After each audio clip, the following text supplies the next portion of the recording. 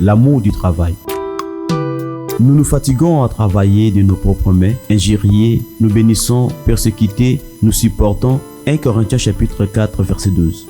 L'apôtre Paul avait l'amour du travail, non pas en vue de s'enrichir, mais pour les besoins de son ministère. Comme il dit dans Actes des Apôtres chapitre 20 verset 35, « Je vous ai montré de toute manière que c'est en travaillant ainsi qu'il faut soutenir le faible. » Et c'est rappeler le parole du Seigneur qui a dit lui-même, « Il y a plus de joie à donner qu'à recevoir. » En citant ces paroles du Messie, l'apôtre Paul se fait un travailleur modèle auprès de ses compagnons et de son entourage. Beaucoup de personnes attendent les bras croisés qu'un miracle financier se produise dans leur vie matérielle. Ce miracle tant espéré se produit toujours lorsqu'on se met au travail. Car l'ouvrier mérite son salaire, déclare le Christ dans Luc chapitre 10 verset 7. Dès le matin, sème ta semence et le soir, ne laisse pas reposer ta main, car tu ne sais point ce qui réussira. Ceci ou cela, ou si l'un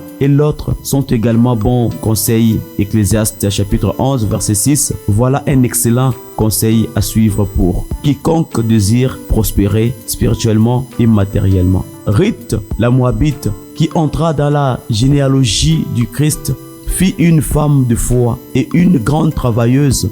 Elle a dit, « Permettez-moi donc de glaner, de ramasser des épis entre les gerbes derrière les moissonneurs. » Et depuis son arrivée, ce matin jusqu'à présent, elle est restée debout et ne s'est reposée qu'un moment dans la maison. Ruth, chapitre 2, verset 7. Il est bon de demander des bénédictions, mais c'est mieux de prier pour avoir la force de travailler. Car le temps de ramasser la manne est révolu.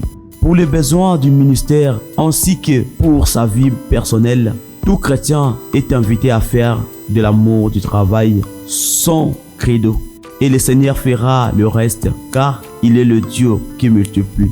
Car Yahweh, ton Dieu, t'a béni dans tout le travail de tes mains. Il a connu ta marche dans ces grands déserts. Voilà 40 années que Yahweh, ton Dieu, est avec toi. Tu n'as manqué de rien. Deutéronome chapitre 2 verset 7. Dans tout travail, il y a profit. Mais les paroles vaines des insensés n'amènent que la pauvreté. Proverbe chapitre 14 verset 23. Ainsi, mes frères et sœurs, bien-aimés, soyez fermes, inébranlables. Travaillez de mieux en mieux à l'œuvre du Seigneur, sachant que votre travail n'est pas sans résultat dans le Seigneur. 1 Corinthiens chapitre 15 verset 58. Tout ce que ta main trouve à faire avec ta force, fais-le. Car il n'y a ni œuvre, ni pensée, ni science, ni sagesse dans le séjour de mort où tu vas. Ecclésiaste chapitre 9 verset 10. Elle cherche de la laine et du lin et travaille de ses mains avec joie. Proverbe chapitre 31 verset 13.